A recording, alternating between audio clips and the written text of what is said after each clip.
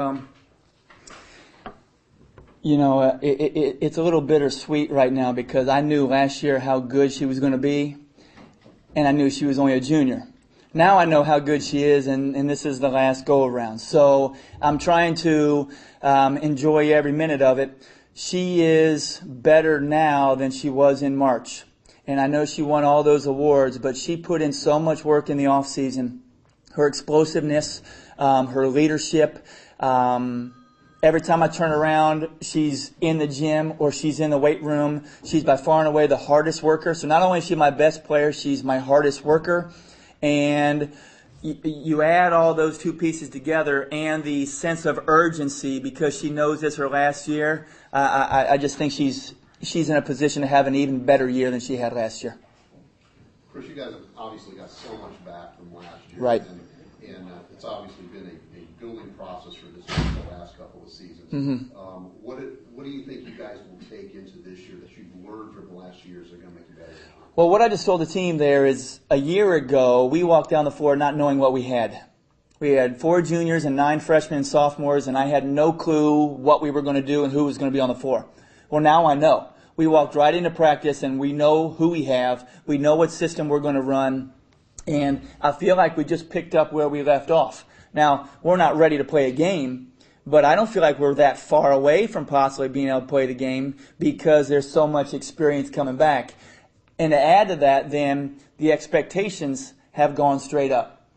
Last year we were picked 8th. We didn't really know. We end up coming in 4th. We feel pretty good about ourselves. Now, in my opinion, and in the players' opinion, 4th is not good enough. Now we're going out there to try to win this thing, and I think you saw a little bit of that, the competitiveness and the sense of urgency on the floor in the very first practice today.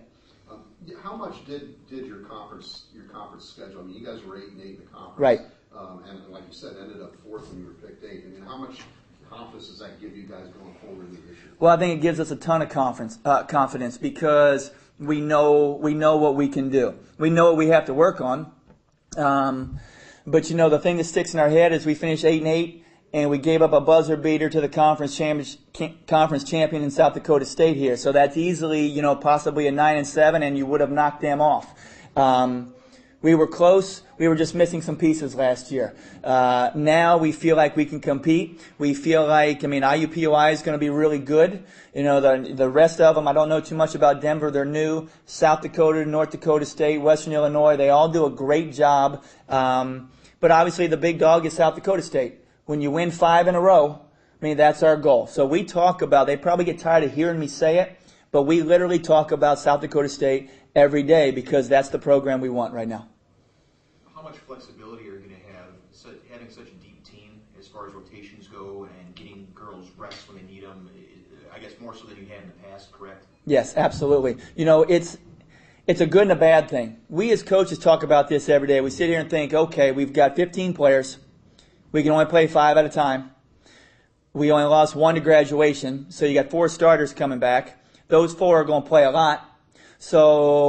And basketball's tough to play any more than 9 or 10 to get any good rotation. So there's going to be some players that are going to have to understand their role. That sometimes, if we've got a big lead, maybe they're going to get a few more minutes. If it's a tight game, maybe they won't play as much. As long as they understand that it's always about us trying to win basketball games.